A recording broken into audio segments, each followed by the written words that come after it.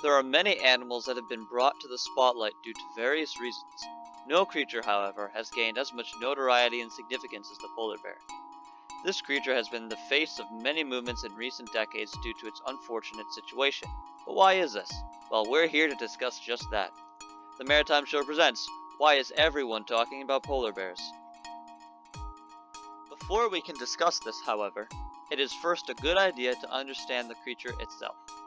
Polar bears are a species of mammal that can be found in countries that are located in the Arctic Circle, as well as the Arctic Ocean itself. These bears mainly eat seals and walruses and rely on stealth to catch their prey. They can also hunt for their prey in the water as well, as they are more equipped for marine travel than most other bears due to their layer of blubber. This does not mean, however, that they can sustain themselves in the water, for they are not purely marine mammals. This is where the problem arises. Polar bears have been able to survive in the Arctic because of the ice floes and glaciers that are abundant in the area. If those were to be taken away from these bears, their way of life would collapse, and they would either have to adapt or perish along with the ice. Unfortunately, this is exactly what is happening. Due to man's excessive use of oil and natural gas, excess carbon is being released into the atmosphere.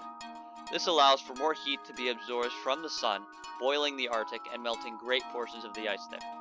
Polar bears need the ice for hunting and for shelter and cannot survive without it. Space is very limited in the Arctic today, so polar bears have to compete for space with other predators and even their prey. The ones that make it to the continents will often walk into human settlements where they are often killed in sight.